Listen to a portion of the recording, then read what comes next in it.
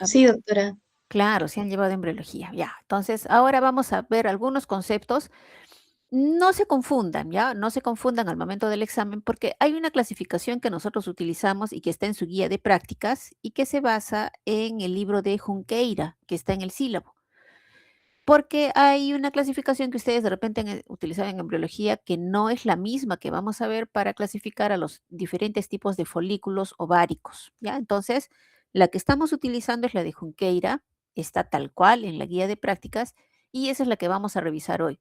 Entonces, vamos a ver folículos primordiales, primario, secundario, terciario y finalmente el folículo maduro o de Graf. Entonces, mucho cuidado, no se vayan a confundir, ¿ya? Porque a veces utilizan solamente folículo primordial en crecimiento y de Graf, o a veces dicen solamente primordial, primario, secundario y de Graf, ¿no? Entonces, mucho cuidado con las características que vamos a mencionar porque se basa en el libro de Junqueira, repito, ¿ya?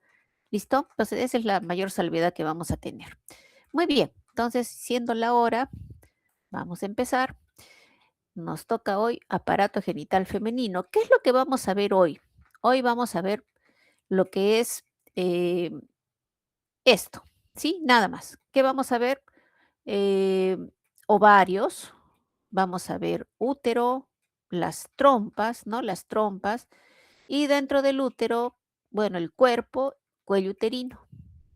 ¿Sí? Eso es lo que vamos a ver hoy. A la siguiente sesión que tenemos la próxima semana, ahí ya vamos a ver otros órganos importantes como son las mamas, la placenta, que es producto de la gestación, y otros detallitos funcionales ya unificando todo lo que es el sistema endocrinológico que se controla en la mujer en cada ciclo menstrual. ¿Listo? Entonces empezamos. Sin tanto preámbulo, entonces nos vamos a ver aquí, voy a eliminar esto. Ya. Entonces, haciendo una visión general, vamos a tener nosotros genitales internos y genitales externos. Internos, los ovarios, las trompas uterinas, el útero, la vagina, esto relacionado a la zona pélvica. Genitales externos que los vamos a poder ver fuera de nuestro organismo, por ejemplo, la zona de la vulva con sus labios mayores, menores y el clítoris. Otros órganos que también se consideran dentro del sistema reproductor femenino, las glándulas mamarias y además la placenta. Estos órganos acá en la mujer varían, tienen una evolución temporal según las etapas que tenga la mujer, ya sea si se encuentra en un periodo de infancia, si es que pasó la menarquia o si es que llegó la menopausia. Entonces va a tener ciertos cambios que nosotros vamos a ir viendo con detalle.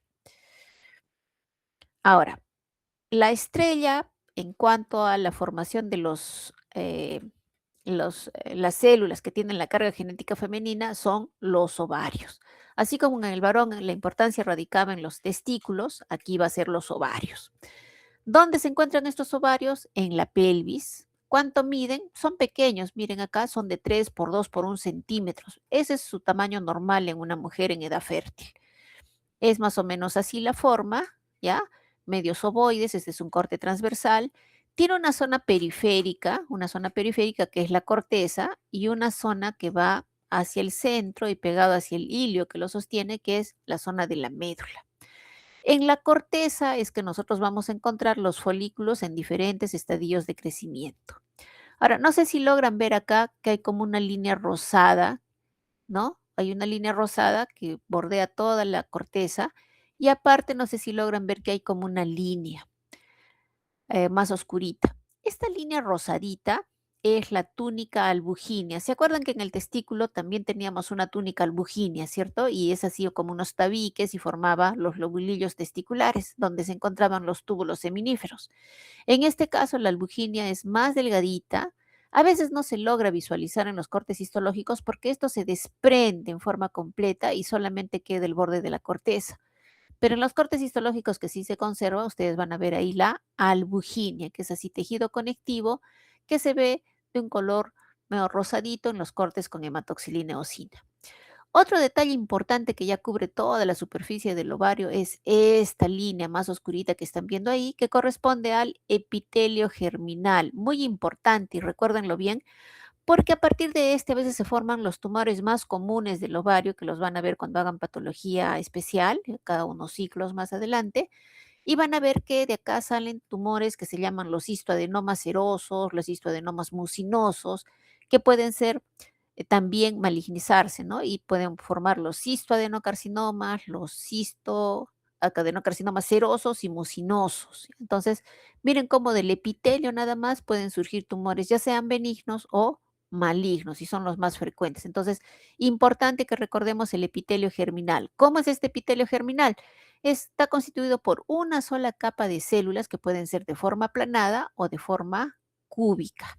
¿Listo? Entonces, recuerden siempre el epitelio germinal que cubre a la superficie de los ovarios.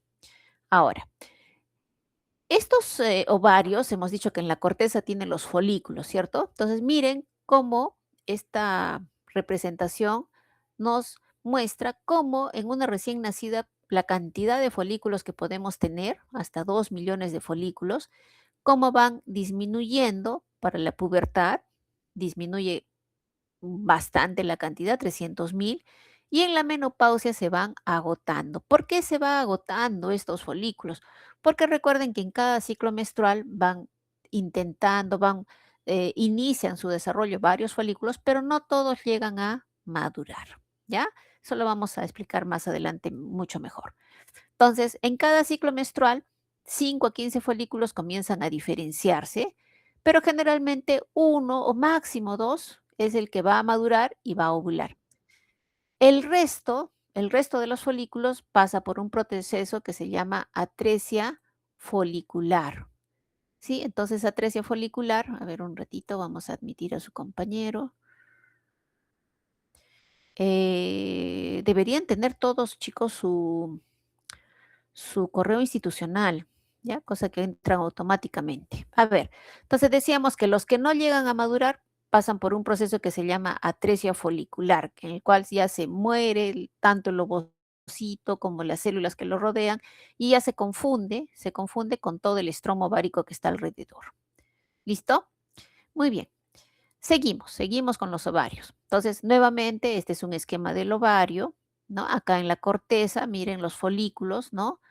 Folículos y también otras estructuras que están por ahí, que es el cuerpo lúteo, o esto de acá que es un cuerpo salpicans, que lo vamos a explicar mejor.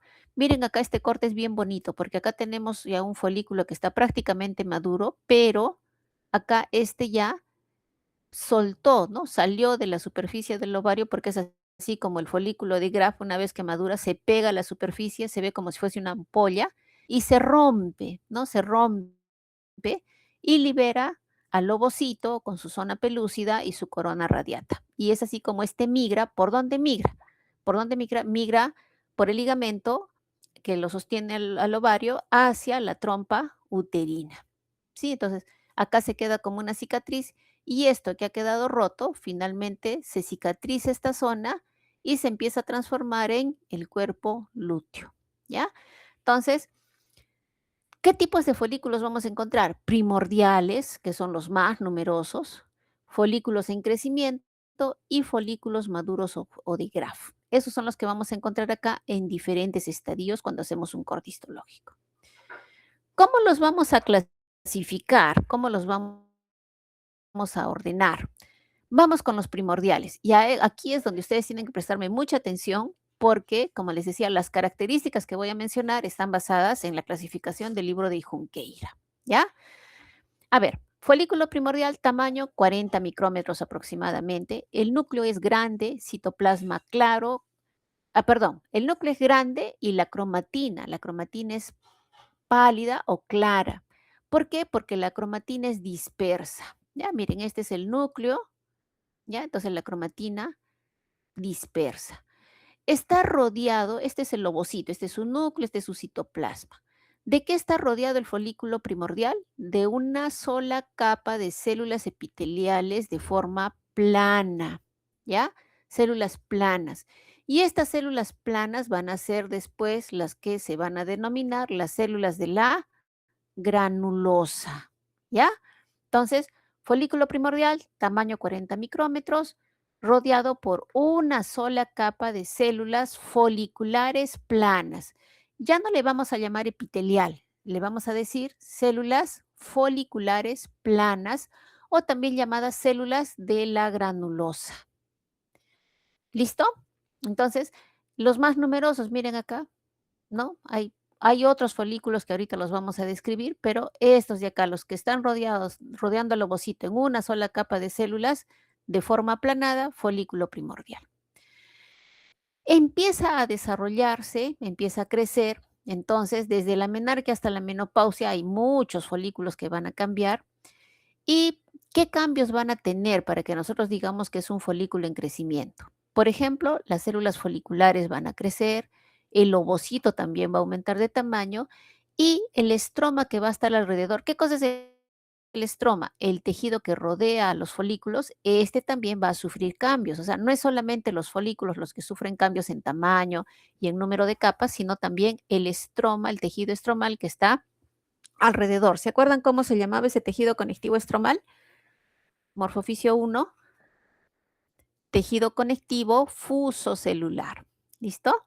Muy bien. Entonces, varía el tamaño, el desarrollo hasta la maduración tiene un efecto hormonal. O sea, esto de acá, para que desarrollen los folículos, depende mucho de nuestras gonadotropinas, del nivel de estrógenos que se tenga en sangre. Por eso es que acá se da siempre un ciclo menstrual dependiendo del nivel hormonal. Hay un periodo de ovulación dependiente de hormonas. Entonces, estos cambios son cíclicos. Empiezan varios folículos su desarrollo, pero generalmente solo madura uno. Esto lo estoy repitiendo varias veces porque es importante. Algunos, los que ya, digamos que se formó el folículo de Graf, ¿no? Lo que veíamos en la imagen anterior. Se formó el folículo, ovuló, salió el ovocito. Entonces, ¿qué pasará con todos estos que también empezaron a madurar? Empiezan un proceso de involución. ¿Qué quiere decir? Que empiezan a entrar en un estadio de atresia folicular y quedan ahí. Y algunos otros se dice que continúan al ciclo siguiente su desarrollo, pero en general lo común es que los que ya empezaron y ya estaban por eclosionar empiezan a sufrir un proceso de atresia folicular. Hemos mencionado también células de la granulosa, ¿cierto? Entonces, se habla de una capa granulosa. En el caso del folículo primordial, hemos dicho que esta capa granulosa está constituida por una sola capa de células de forma aplanada. Entonces, acá se dice células foliculares poligonales, cuboides, cilíndricas bajas, ¿no? Esto es cuando ya estamos hablando de un folículo en crecimiento. Entonces, ¿a qué se le llama folículo en crecimiento? Al folículo primario, secundario, terciario. A esos tres, esos son folículos en crecimiento. Y en el caso de los folículos en crecimiento, las células foliculares ya no son planas. En el primordial sí son planas, pero acá en los folículos en crecimiento las células son cúbicas, poligonales o cilíndricas bajas, pero no planas. El ovocito aumenta su volumen y se desarrolla una zona importante, que es la zona pelúcida. Esto deben haberlo visto ustedes en embriología, que se hace visible al microscopio óptico cuando el ovocito mide 80 micrómetros, es decir, cuando el folículo primordial ha duplicado su tamaño. ¿Cuál es la zona pelúcida? Esta zona brillante de color rosadito que están viendo acá, que rodea al ovocito, pero también lo separa de las células de la granulosa. Vamos con otro folículo importante. Ahora sí, ¿no? Estamos en folículos en desarrollo, en crecimiento. Folículo primario, ¿qué característica tiene? El ovocito con un solo núcleo, la cromatina es laxa, esa característica sigue igual. Tiene acá su zona pelúcida, que es esta zona rosadita, pero miren qué pasó con las células de la granulosa o las células foliculares. Son de forma cúbica. Entonces, el folículo primario, el ovocito está rodeado por una sola capa de células de forma cúbica alrededor. ¿Ya? Una sola capa, pero son células cúbicas. Acá hay otro. ¿Sí? Miren la diferencia entonces entre folículo primordial rodeado por células de forma plana y el folículo primario rodeado por células de forma cúbica. Vamos con el folículo secundario, muy parecido, ¿no? Igual está el ovocito, está el citoplasma del ovocito y otra vez esta zona brillante, bonita, que es la zona pelúcida. Pero miren ahora cuántas capas tenemos. Tenemos varias capas de células, pero estrechamente unidas entre sí. Todo esto que están viendo alrededor, folículos primordiales, pero este de acá tiene varias capas de células. Entonces, cuando yo tengo un ovocito rodeado de varias capas de la célula de la granulosa, pero estrechamente unidas entre sí, se trata de un folículo secundario. Si fuese una sola capa de células cúbicas o cilíndricas bajas, sería folículo primario, pero como acá ya aumentó el número de capas, este es un folículo secundario. ¿Se nota mejor la zona pelúcida? Sí, se nota mucho mejor. ¿Qué característica tiene esta zona pelúcida? Se dice que se origina de los ovocitos y también a nivel de las células foliculares. ¿Por qué? Porque en su interior, en esta zona pelúcida, se aprecian tanto prolongaciones de las células foliculares, así como también microvellosidades del ovocito. Entonces es una zona de transición formada tanto por el ovocito como por las células foliculares. Si nosotros le hiciéramos una coloración con paz, esto se vería incluso mucho más bonito de un color magenta, de un color moradito. ¿Por qué? Porque tiene glucoproteínas, ¿ya? Entonces, esa es la característica de un folículo secundario, varias hileras de células de la granulosa, pero de forma cúbica y estrechamente unidas entre sí. Antes de que pasemos al otro folículo, vamos a ver el estroma. Miren, este es el ovocito, esta es la zona pelúcida y estas son las células de la granulosa, ¿cierto? Ahí están las células de la granulosa estrechamente unidas entre sí. Vean ustedes cómo acá alrededor, voy a regresar a la imagen, estamos a este nivel, ¿ya? Este es mis células de la granulosa y ahora estoy acá en el estroma que rodea. Aquí está mi estroma. Todo este estroma va a formar la zona de la teca.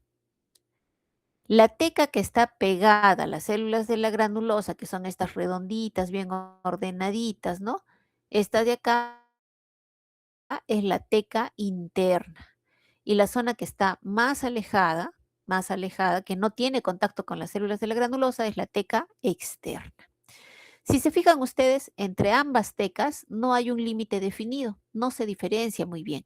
Acá vamos a encontrar células, vamos a encontrar vasos sanguíneos, inclusive en la zona de la teca externa. En cambio acá, las células están un poco más unidas, no se ve tanto vasito. Entonces, estas son las células de la teca interna y acá tenemos células de la teca externa. Ahora, vamos con las células de la granulosa. Esto es del folículo, ¿cierto? Miren cómo aquí sí se nota un borde, un límite, como si fuese una membrana basal, igualito. Entonces, ¿cuál es el detalle? Que las células de la granulosa sí tienen un límite muy definido de la teca interna. Uno, en otras palabras, entre la teca interna y las células de la granulosa sí existe un límite definido. En cambio, entre ambas tecas no se logra visualizar el límite entre ambas. Es decir, no, yo no sé hasta dónde es teca interna y hasta dónde es teca externa. Cálculo, acá sí es teca interna y acá es teca externa, pero en el medio yo no sé exactamente dónde está su división. ¿Listo? Ahora, en la teca interna tiene características de células productoras de esteroides, ¿ya? La androstenediona, por ejemplo. Y esta androstenediona es importante porque cuando pasa para las células de la granulosa es así que se produce el estradiol, ¿ya? Entonces, eso es importante. El estradiol, que es el esteroide principal que se sintetiza por la estimulación de las células foliculares con la FSH, ¿sí? Gracias a la FSH, entonces es que se estimula la producción de esteroides, el estradiol, ¿no? A través de las células de la granulosa. En cambio, ¿qué hacen las células de la teca interna? Son las que capturan el colesterol de la sangre y a partir de este van a formar la androstenediona. ¿Sí?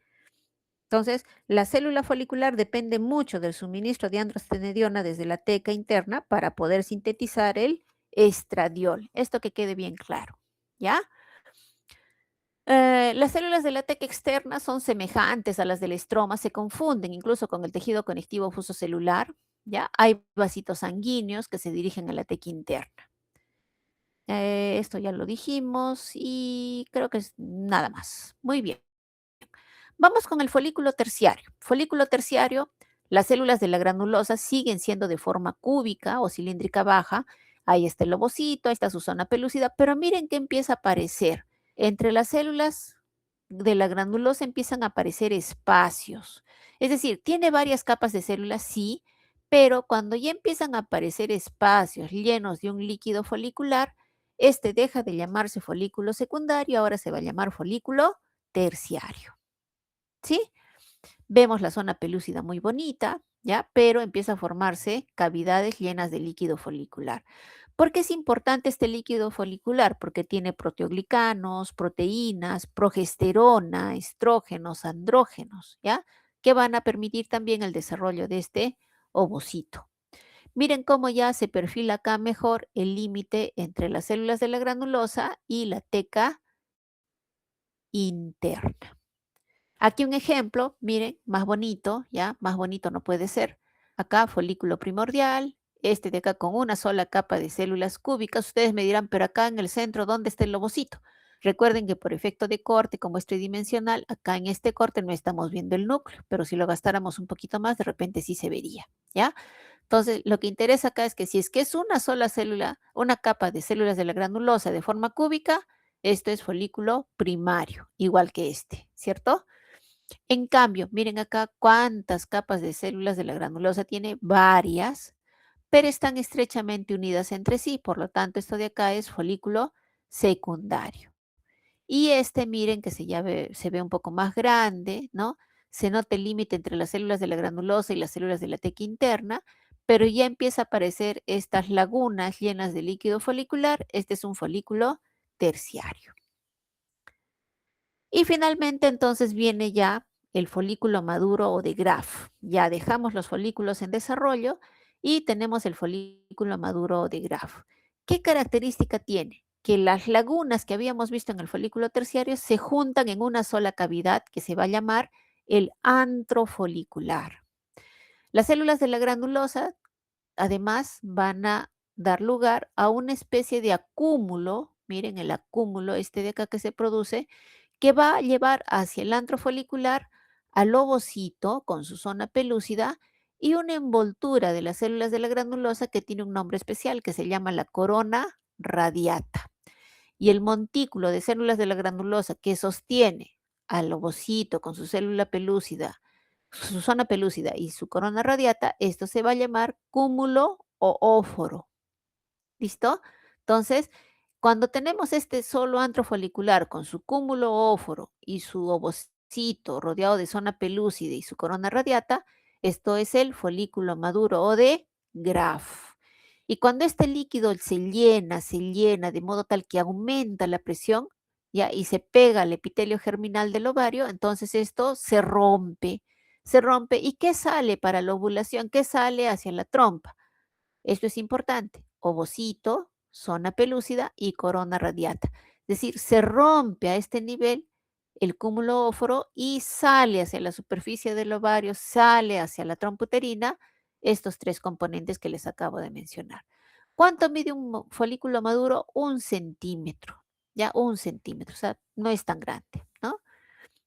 Ahí está el cúmulo óforo en formación, ¿no? Lo que les decía, el ovocito, su zona pelúcida y su corona radiata. ¿Y esto de acá qué es? El líquido folicular. Y esto de acá, miren, se ve como una línea, ¿no? Que separa estas células más alargaditas, más fusiformes, que son las células de la teca interna. Otro corte, igual, el ovocito, su corona radiata, el cúmulo óforo, el antro folicular, las células de la granulosa y hacia acá afuera la zona de la teca interna y externa. Entonces, ¿cuál sería la función del cúmulo óforo? Sostener y elevar al ovocito en el antro folicular. ¿Sí? Entonces, importantes. Ahora, por fuera de la pared folicular, las dos capas celulares de la teca interna y la teca externa, eso sí no cambia. En todos los folículos siempre vamos a ver así, teca interna y teca externa. Ahora, hemos dicho que sale, ¿no? Sale el ovocito, la zona pelúcida y la corona radiata. Y también, claro, hay pérdida de líquido folicular y como hay una ruptura de la pared del folículo de Graf, entonces esto al romperse, y recuerden que en la teca externa hay vasos sanguíneos, entonces se produce un sangrado acá, ¿ya? El antro folicular que estaba lleno de líquido folicular, ahora se llena de sangre. Y entonces esa retracción hace que esto como que se vaya retrayendo, ¿ya? Y las células de la granulosa se van a hacer más grandes y las células de la teca interna también se van a hacer más grandes, más voluminosas y van a ir confluyendo hacia el centro. Entonces, esta parte del antro folicular, que antes era llena de líquido folicular, se retrae como si fuese un coágulo sanguíneo central y alrededor empiezan a proliferar en forma ordenada tanto las células de la granulosa como las células de la teca y van a dar lugar al cuerpo lúteo o cuerpo amarillo. ¿Listo? Muy bien. Ahora, ¿hacia dónde va el ovocito con su corona radiata y su zona pelúcida? Por un flujo tubario se van a dirigir hacia las fimbrias que son como vellosidades del extremo distal de la trompa uterina. Hasta es en resumen más o menos las hormonas que van a participar, el hipotálamo, que va a actuar sobre la hipófisis anterior para secretar la hormona folículo estimulante, la hormona luteinizante, y esto va a actuar a nivel del ovario, entonces para producir ya sea, por ejemplo, lo que habíamos dicho, ¿no? La producción de androstenediona a nivel de la teca interna, así como también a través de esta androstenediona que pasa a las células foliculares y por estímulo de la FSH van a producir también entonces las células de la granulosa. Lo que va a producir es el eh, estradiol. ¿Listo? Muy bien. Acá también ahora para que vean, una vez que el ovocito primario, ¿no?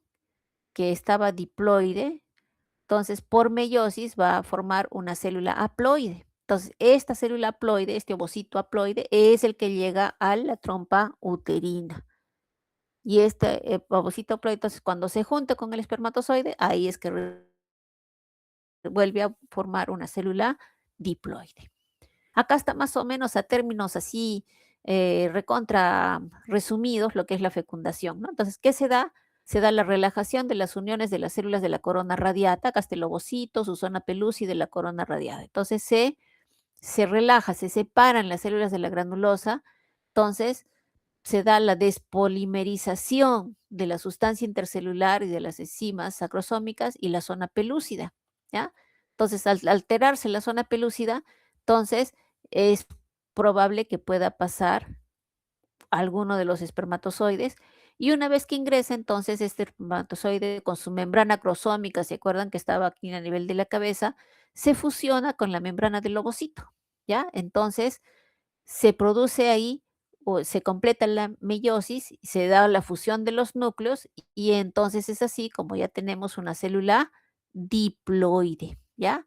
Y una vez que tenemos la célula diploide, entonces recién empezamos a segmentar, ¿no? Viene el proceso de segmentación del huevo cigoto hasta formar lo que es la mórula y la blástula y ya todo el proceso que ustedes han visto en embriología. Es más o menos a grandes pasos lo que es la fecundación. Hablemos un poquito del cuerpo amarillo. ¿De dónde venía el cuerpo amarillo? Del folículo maduro de Graf que pierde su ovocito, ¿no? Entonces se produce un coágulo central, habíamos dicho. Entonces, las células de la granulosa empiezan a aumentar de volumen. Las células de la granulosa foliculares van a convertirse en células con citoplasma amplio, núcleo prominente, ¿ya? Entonces, van a formar las células foliculares, se van a llamar ahora las células granuloluteínicas, o células foliculares o células de la granulosa que eran en el folículo, ahora en el cuerpo amarillo se llaman células granulosos o granuloluteínicas ahora, ¿ya? En el folículo se llaman células granuloluteínicas. Y las de la teca interna, ojo, solo las de la teca interna empiezan a dirigirse hacia el centro, formando una especie de tabiques entre las células granuloluteínicas y entonces las células de la teca interna pasan a llamarse ahora células tecaluteínicas, ¿ya? Cada una con sus diferentes funciones. Entonces, ¿cuál es la importancia de de la formación de este cuerpo lúteo? Que esta nueva estructura va a secretar activamente progesterona y estrógenos. Ojo, ¿ya? progesterona y estrógenos para engrosar el endometrio y prepararlo para una posible implantación. ¿En dónde? A nivel del endometrio. ¿Ya? Entonces, a este nivel del cuerpo lúteo es que ya se empieza a producir progesterona. ¿Listo? ¿Sí? ¿Estamos bien hasta ahí? Aquí están entonces, miren, a mayor aumento, ¿no? Estas células con citoplasma amplio, granular, núcleo redondo, con nucleolo prominente, ¿no? Pero sobre todo el citoplasma amplio, estas son las células granuloluteínicas. En cambio, estas de acá que tienen su núcleo más pignótico, citoplasma denso, eosinófilo, que son incluso un poco más alargadas porque derivan de las células de la teca, que las células de la teca eran fusiocelulares, ¿se acuerdan ustedes? Estas son las células tecaluteínicas. ¿Listo? Muy bien. Otro término importante es la atresia folicular. ¿De dónde proviene? Dijimos que era de los folículos ováricos inmaduros o en desarrollo que no lograron llegar a formar un folículo dominante en un ciclo menstrual. Entonces, ¿qué es lo que pasa? Sufren atresia, que es una muerte celular, sufren apoptosis en cualquier etapa de su desarrollo. De repente estaban en folículo primario, o secundario o terciario, pero no, ya se termina el ciclo menstrual porque ya un folículo maduro libera su ovocito. Entonces, empieza su atresia y quedan así, miren, como una banda de forma irregular, una banda hialina se le llama esto, donde ya no se diferencia ni el ovocito ni las células de la granulosa, no se diferencia nada, solamente esta banda hialina, porque las células como que empiezan a perderse y se fusionan con las células del estroma ovárico, ¿ya? Entonces, acá dice el folículo, el contorno se hace irregular, las células de la granulosa disminuyen de volumen, separándose unas de otras, es decir, todo se empieza a dispersar. El ovocito y las células ovárico es como que lo va reemplazando el tejido ovárico, el estroma, a este folículo que antes era un folículo primario, secundario o terciario. Muy diferente es los cuerpos albicans, ¿ya? Los cuerpos albicans no derivan de folículos que no llegaron a madurar, más bien esto de acá deriva del cuerpo lúteo. Si es que no hay un embarazo, ¿ya? Entonces, el cuerpo lúteo se convierte como en una cicatriz, ¿ya? Todo esto se hace como una banda así eosinófila al momento de hacer los cortes de ovario y coloración con hematoxilina eosina. Entonces dice acá, se forma cuando el cuerpo lúteo degenera por la falta de un embarazo. Si es que hay embarazo, entonces este empieza a trabajar, ¿cierto? Y ese es el que va a dar el mantenimiento hormonal necesario. Pero si es que no hay un embarazo, no hay ovulación y se produce la menstruación, entonces se forma este cuerpo albicans porque el cuerpo lúteo degenera, ya no produce hormonas. Entonces se convierte en una cicatriz densa constituida principalmente por colágeno, por eso es que se ve así, de un color medio rosado homogéneo. Y eso queda persistente ahí a través de los años, pues, ¿no? Como unas cicatrices ahí en el ovario. Su presencia, si es que nosotros, digamos, hacemos una biopsia de ovario a una persona que de repente tenía problema de infertilidad, más bien esto nos indicaría que no es problema de ovulación, ¿cierto? Porque sí se está formando cuerpo amarillo. ¿Listo? Muy bien, seguimos. Ahora nos vamos a otra partecita, ya hemos dejado los ovarios. ¿Alguna pregunta hasta acá, jóvenes? De repente algo que no se haya visto, no esté claro. ¿Estamos todos bien? ¿Sí? ¿Sí? ¿Seguimos? Ya, muy bien. Seguimos entonces.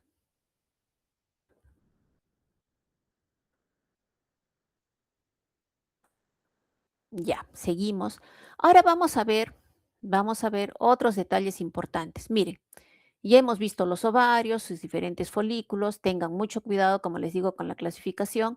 Acá está el folículo de Graf. Miren cómo sale el ovocito y llega acá a las fimbrias, ¿no? Entonces ahora vamos a ver características de las trompas uterinas, del útero con sus tres capas. Vamos a ver el endometrio, cómo es que cambia cíclicamente, el cuello uterino y hasta ahí entonces vamos a desarrollar lo que es aparato genital femenino uno. Y después ya continuamos con lo que es genital femenino en la siguiente semana ya lo que es básicamente placenta y mamas. Muy bien, nos vamos con la trompa entonces, ¿ya? La trompa son las dos trompas uterinas, porque es la trompa uterina derecha y la izquierda. Son órganos pares, derivan de los conductos de Müller, ¿ya? La longitud promedio es más o menos 10 a 12 centímetros o un promedio incluso de 7 a 14, ¿ya? Se extienden desde el útero, miren acá está el útero, ¿no? Y van hacia ambos lados por el borde del ligamento ancho. Ya, acá hay un ligamento que viene como unas alas de mariposa. Supongo que esto lo van a ver en anatomía, si es que no lo han visto ya.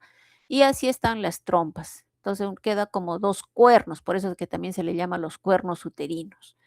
El extremo distal, que es este, está libre, está abierto a la cavidad peritoneal próxima al ovario. ¿Por qué? Porque lo que busca la fimbria, que es esto de acá, que es como si fuese múltiples vellosidades, es atrapar al ovocito en, de luego de la ovulación. ¿Ya? Entonces, partes que tiene la trompa, esta de acá, que es la porción intramural, ¿no? Que está ya dentro de la pared uterina y que se contacta con el eh, endometrio, ¿ya? El istmo, que es una porción pequeña, corta, estrecha, que es bien pegadita a la zona del útero. Esta de acá, que es la ampolla, miren, esta de acá que es ya más largo, ¿no? Es la porción más larga y a su vez la más ancha de la trompa. Y finalmente el pabellón o el infundíbulo, que es el orificio que se abre al peritoneo en una forma de embudo o como si fuese una campana y que tiene bastantes repliegues mucosos que constituyen las fimbrias, no se olviden eso. Ahora, ¿qué capas tiene? Tiene una mucosa, una capa muscular y una capa serosa. La capa mucosa es interesante porque si ustedes lo ven acá, es como que fuese un laberinto, ¿cierto? ¿Por qué parece un laberinto? Porque tiene múltiples pliegues que se proyectan hacia la luz. Entonces, dentro de estos pliegues, nosotros vamos a ver que hay un epitelio, pareciera más de forma cilíndrica, ese es el aspecto que da a primera intención, pero en este vamos a encontrar nosotros tres tipos de células, ¿ya? Tres tipos de células en el epitelio de la trompa uterina. Este epitelio, que es así como de forma cilíndrica, va a descansar siempre sobre una lámina propia, ¿ya? Pero lo más llamativo es esto, estos pliegues, ¿ya? Entonces, vamos a ver por un lado las células secretoras, que son importantísimas porque producen el fluido tubárico. Después vamos a ver por qué es importante este fluido tubárico. Vamos a tener las células ciliadas, que son células cilíndricas que presentan cilios en su borde apical y que tienen como función desplazar o ayudar con estos cilios a que el fluido tubárico que se produce dentro de la trompa, así como también el ovocito, se vaya desplazando hacia el endometrio, ¿ya? Entonces, dice acá, mueve sus cilios hacia el útero, provocando el desplazamiento del fluido tubárico hacia el endometrio. ¿Arrastrando a quién? Al huevo cigoto, si es que ya se formó. Si es que ha habido una fecundación, esto empieza a empujar. Y bueno, hay otras células que son más chiquitas, que son las células en clavija, que tienen una función no bien conocida. Ahora, ¿cómo es que se da este proceso de estimulación del epitelio de la mucosa de la trompa? Gracias a los estrógenos. Es como que viene el pico de estrógenos y no es que solamente se facilita la ovulación y la salida del ovocito del folículo de Graf, no, todo el útero, trompas, endometrio, hasta la vagina y su canal endocervical del cuello uterino, todo facilita como para que se produzca un embarazo. Y todos los meses pasa eso. ¿Listo? Entonces los estrógenos van a estimular el desarrollo del epitelio tubárico. Ahora, esta es la mucosa, ¿cierto? Ya hemos dicho con bastantes pliegues. Por fuera de esta mucosa vamos a tener acá esto que es la capa muscular. Una capa de tejido muscular liso interna, que es de forma circular, y otra capa también de tejido muscular liso, que es la longitudinal externa. Y más afuera, vamos a ver la serosa, que está constituida por el peritoneo visceral, ¿ya? Y está separada del tejido muscular, además, por tejido conectivo. Es decir, en otros órganos veíamos solamente tejido conectivo a nivel del epitelio que sostiene, ¿cierto? En la mucosa, o sea, veíamos epitelio y lámina propia. En este caso, vamos a verlo así en la mucosa, vamos a ver la capa muscular, pero entre el peritoneo y el músculo también vamos a encontrar tejido conectivo laxo. Y esto es importante porque a veces cuando esto se inflama, justamente acá la zona de la lámina propia que está por debajo de la serosa, también se inflama y produce una irritación. ¿Sí? Muy bien, seguimos. Ahora, las trompas, ¿por qué son importantes? Porque ahí se produce la fecundación. Si es que estas trompas estuvieran obstruidas, es una de las causas de infertilidad.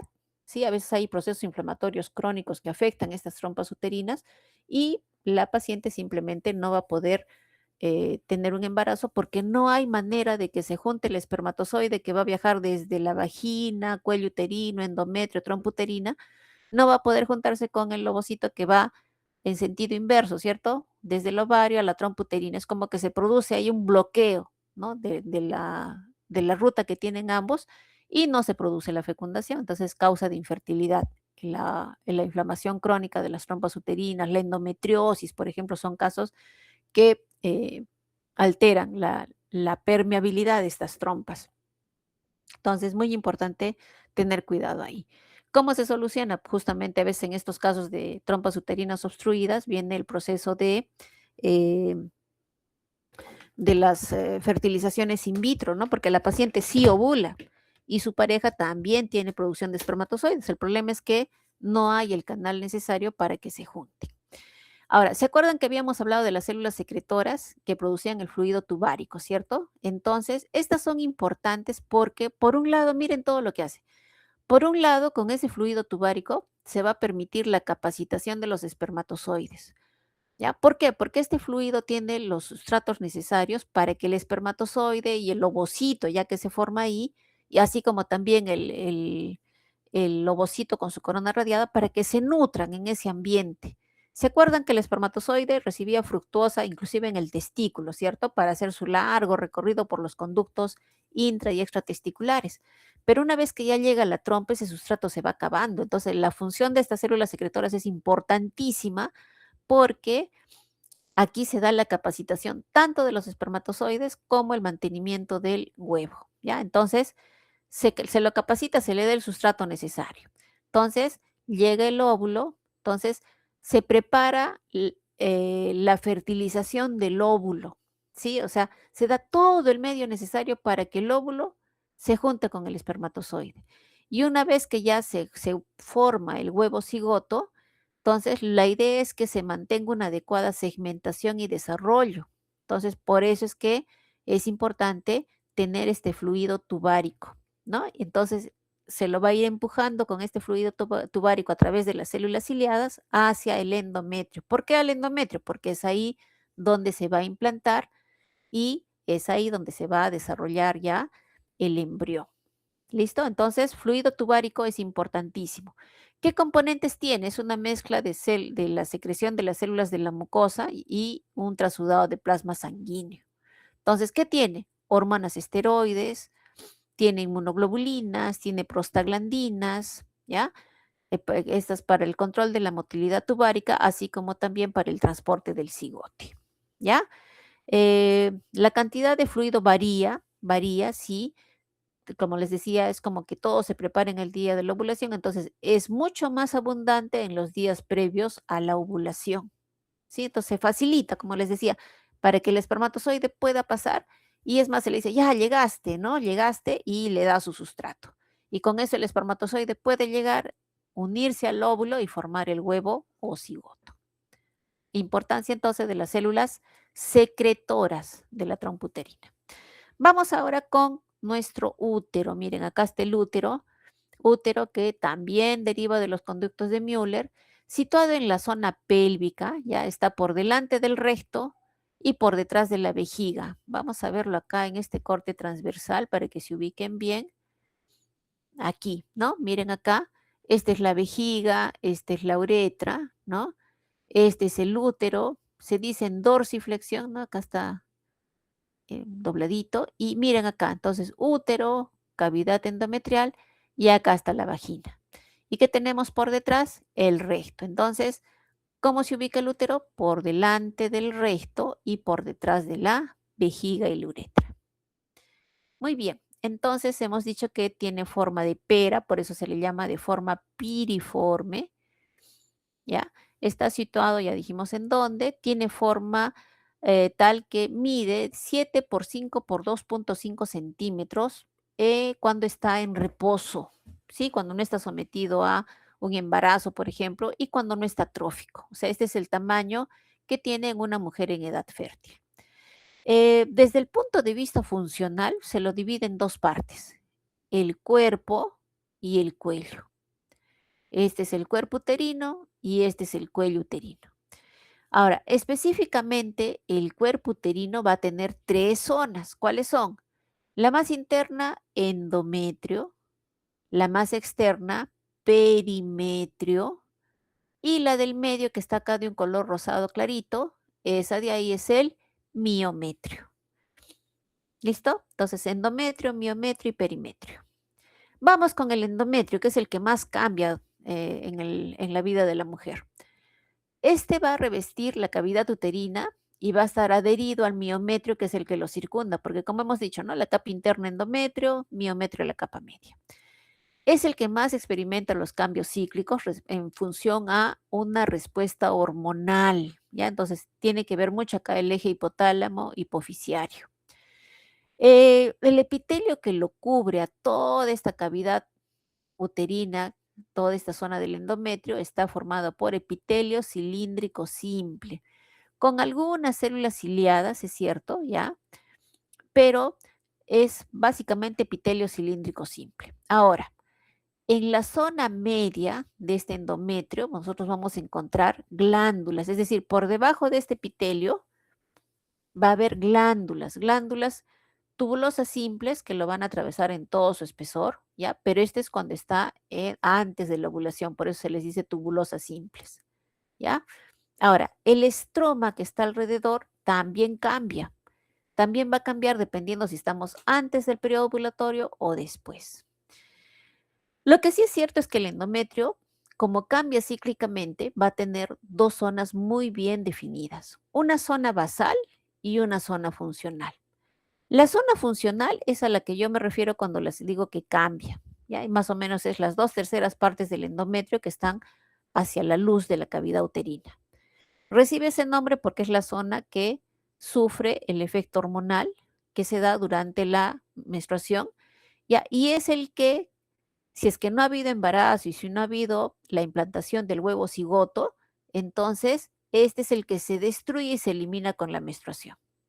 En cambio, el endometrio basal es el que está situado en forma profunda, es el que está en contacto con el miometrio y contiene el fondo de las glándulas, ¿ya? Entonces, este no se desprende, es más, no debería desprenderse, porque si no, ¿de dónde se regenera el endometrio? Entonces, este endometrio basal no sufre cambios cíclicos durante la menstruación. No sufre cambios de ningún tipo, excepto cuando ya viene la menopausia y se va haciendo más chiquito y más atrófico, ¿ya? Pero en una mujer en edad fértil, este endometrio basal no sufre cambios y es el que está en contacto con el miometrio. El funcional sí, ese es el que va a caer y que vamos a ver que puede ser de tipo proliferativo, de tipo secretor principalmente, y bueno, los otros que son el hemorrágico y el menstrual. Entonces, vamos con el ciclo menstrual, que tiene más o menos un promedio de 28 días, puede ser un poco más o un poco menos, ¿sí? Entonces, en este proceso de un ciclo menstrual, nosotros vamos a ver que el endometrio, estamos hablando de la primera mitad, puede ser de tipo proliferativo, donde proliferan las glándulas, por eso se llama proliferativo, y también el estroma se hace muy celular. Viene el periodo de ovulación y viene la fase secretoria, ¿ya? En donde las glándulas se hacen mucho más amplias, llenas de secreción, el estroma también se hace más laxo y están esperando así con ansias al huevo cigoto. Pero, ¿qué pasa? No hay un embarazo, entonces viene la zona, la fase de la isquemia, donde los mismos vasitos empiezan a darse vueltas sobre sí mismos y ya no hay una buena irrigación de ese endometrio, hasta que finalmente esto cae y se da el endometrio menstrual. Hasta que finalmente otra vez se da el siguiente ciclo menstrual y otra vez estamos en una fase proliferativa. Aquí está. Esto es lo que les decía, ¿no? Este es el epitelio de superficie, esta es la cavidad uterina, ¿ya? Y este es todo lo que está por debajo. Si es que yo me voy más adentro, acá se encontraría lo que es el miometrio. Entonces, este es un endometrio de tipo proliferativo porque son glándulas tubulares rectas con luz estrecha y el estroma que es muy celular con células muy pegaditas entre sí. ¿Cómo se le llama también a esta fase proliferativa? Se le llama fase folicular o estrogénica. ¿Ya? La fase folicular o estrogénica. ¿Por qué? Porque coincide con el periodo de crecimiento y desarrollo de varios folículos hasta antes de la ovulación. Dura aproximadamente unos 10 días. ¿Ya? Unos 10 días. Las glándulas, miren acá lo he puesto en negrito, a propósito para que lo tomen en cuenta, adoptan una disposición de tubos, por eso se dice que son glándulas tubulares rectas. Y cada glándula a su vez está cubierta por un epitelio cilíndrico simple, pero que como es un endometrio proliferativo, está aumentando, está proliferando, se puede encontrar mitosis en forma normal. El estroma ya les había dicho que es muy celular y contiene unas arteriolas que crecen de forma espiral, ¿ya? Pero todavía solamente crecen hasta la mitad. Ya en la fase secretora es que estas arterias espirales van a crecer y desarrollar más en todo el espesor del endometrio. La siguiente fase, después de la ovulación, miren cómo las glándulas se hacen de luz más amplia, dilatada. Lo que era un epitelio cilíndrico simple, ¿no? Miren cómo ahora tiene estos bordes aserrados hacia la luz, parece una sierra, por eso se le dice borde en serrucho. Y miren cómo las glándulas que aquí estaban vacías, ¿no? Vacías, acá en la luz ya tienen un contenido que es justamente la secreción de estas glándulas. Entonces, las glándulas, ¿qué pasa? Se vuelven muy tortuosas, ya no son tubulares, en forma espiralada, dilatadas. Las células epiteliales además van a sufrir cambios. En el anterior, en el proliferativo, podíamos encontrar mitosis, pero en este lo que vamos a encontrar es vacuolización. ¿Por qué? Porque van a estar ricas en glucógeno, glucógeno que también va a ayudar a estas células y al periodo de la implantación. Ya no hay mitosis, habíamos dicho. El estroma ya no es tan celular tampoco. Se va a volver más bien un poco edematoso, es decir, un poco laxo, ¿no? Ya no va a estar tan celular y empieza un proceso de decidualización del estroma, que es la formación del tejido decidual para lo que viene a ser la formación de la placenta materna. ¿Cómo se le llama esta fase? Fase luteínica o fase progestacional, ¿ya? Por si acaso, la fase secretora también se llama fase luteínica o progestacional y dura más o menos unos 14 días. El otro endometrio es el de la fase isquémica, que es de corta duración y se caracteriza porque las contracciones espasmódicas de las arteriolas espirales, ¿se acuerdan que habíamos dicho? Entonces, se empiezan a enrollar sobre sí misma con estos espasmos y se determina que ya no pasa sangre por ahí y se produce una isquemia. Entonces, el endometrio se torna pálido y sus células se lesionan por la falta de oxígeno, claro, porque como estaban tan tortuosas y hay isquemia, ya no pasa oxígeno. Entonces, este es el endometrio de fase isquémica.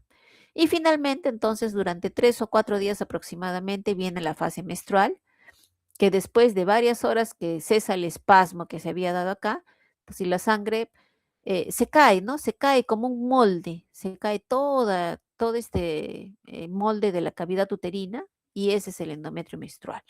Entonces, después ya la sangre vuelve a fluir por las arteriolas, por los capilares endometriales, ¿no? Recuerden que se nos queda el endometrio basal, no es que todo el endometrio se cae, el endometrio basal persiste ahí y entonces esta hemorragia que al principio está restringida al intersticio del endometrio, luego se vierte a la luz de la cavidad endometrial, arrestando también fragmentos de endometrio necrótico. Entonces, nuevamente, una vez que ya se ha perdido todo ese endometrio que se había engrosado en la fase secretoria, y que también había habido una isquemia del tejido por la falta de oxígeno, entonces se cae ese molde y otra vez nos quedamos con el endometrio basal para nuevamente hacer un ciclo de fase proliferativa, fase secretora, etcétera, etcétera. Entonces, esos son los cambios que tiene el endometrio. Entonces, ¿cuáles son?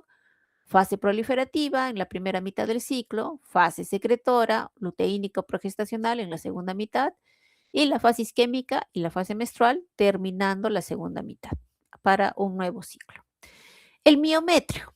El miometrio también sufre cambios, sobre todo cuando hay un embarazo, porque este va a aumentar. Recuerden que este, de lo que medía 7 centímetros, va a llegar en embarazo a albergar un feto de hasta 2 kilos 500, 3 kilos, hasta 4 kilos, ¿no? Entonces, las fibras musculares van a sufrir una transformación.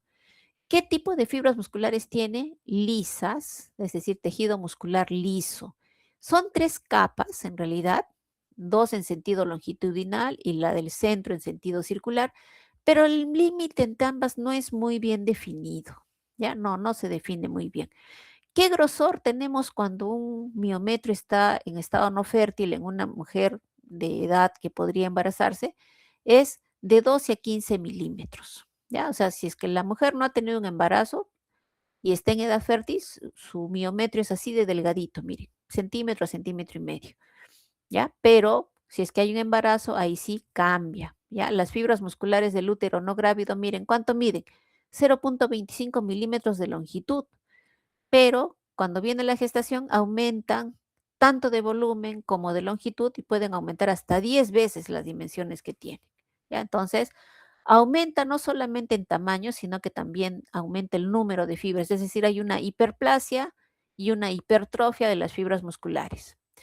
Ahora, durante el parto, este es importante, ¿no? Esto es importante porque este se va a contraer de tal modo que va a expulsar al feto de la cavidad uterina. Eso es lo que normalmente se debería de dar, ¿no? Entonces, miren cómo después que sale el feto, este útero se contrae y más o menos progresivamente, durante los días del puerperio, este tiene que volver a su tamaño normal, que era más o menos de 7 centímetros. Pero para ello tiene que haber todo un cambio también en los vasos que abastecían sangre a la placenta, ¿no? Cuando se contrae, entonces la placenta como que ya no recibe la irrigación que recibía normalmente y también sale solita, debe desprenderse la placenta.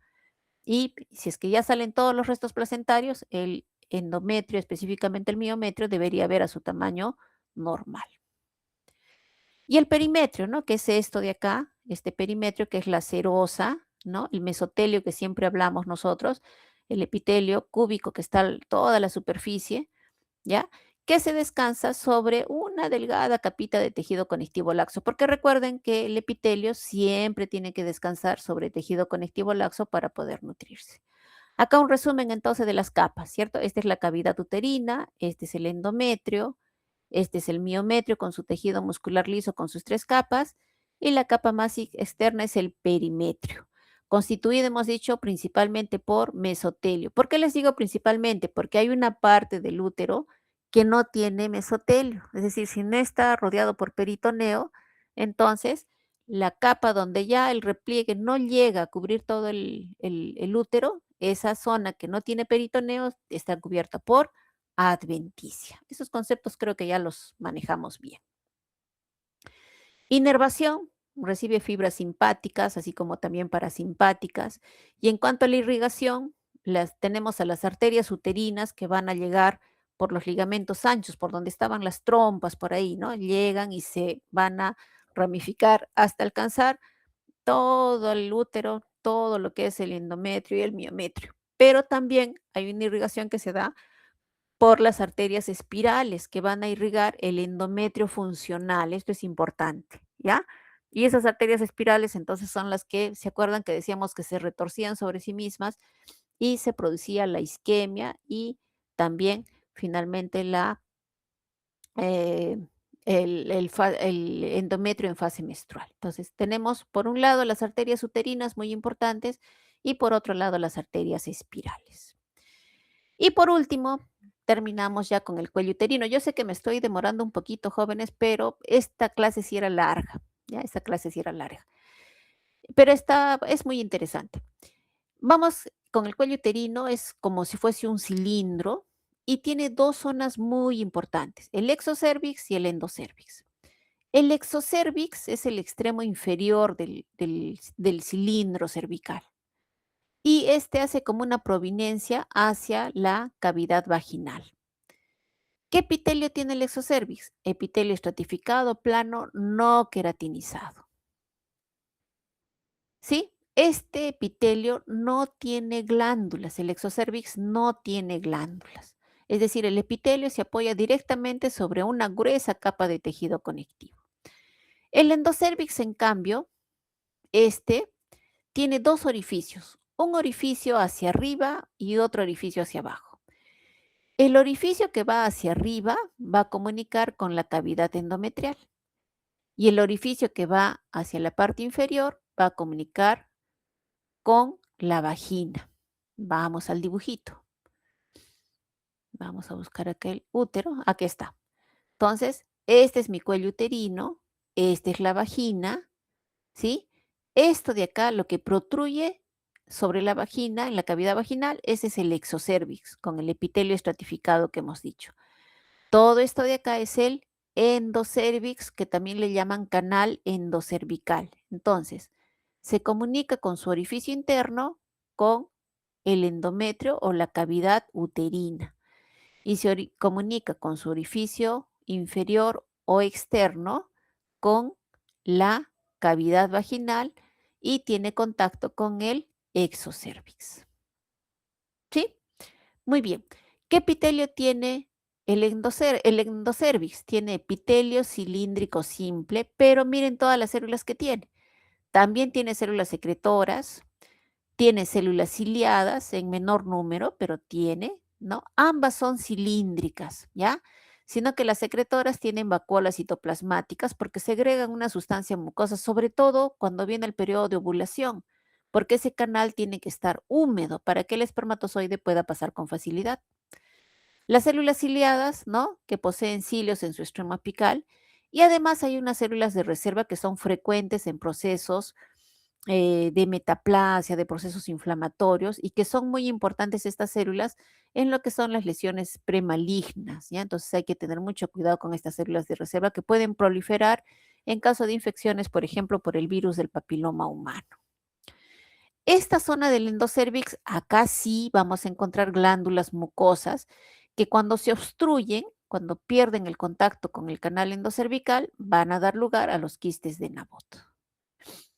Aquí, entonces, miren, acá viene la vagina, esto es el exocervix con su epitelio poliestratificado plano no queratinizado, acá viene el endocervix con su epitelio cilíndrico con sus tres células, ¿sí? Las secretoras, las ciliadas y las de reserva. Miren acá cómo tenemos solo tejido conectivo, pero acá ya empiezan a aparecer estas dilataciones quísticas producto de las glándulas del endocervix que pierden contacto con la luz, es decir, su canal que va hacia el endocervix se pierde y se empiezan a dilatar y forman los quistes de Nabot. Este corte interesante, ¿por qué? Porque acá vemos exocervix con su epitelio, endocervix con su epitelio, acá las glándulas endocervicales y esta zona de unión de un epitelio estratificado con un epitelio cilíndrico nos da una zona de transición de epitelios. Justamente es esta zona la que es lábil, la que se debe de tener cuidado de tomar de ahí las muestras que se toman. Deben haber escuchado ustedes las muestras de Papa Nicolau, ¿no?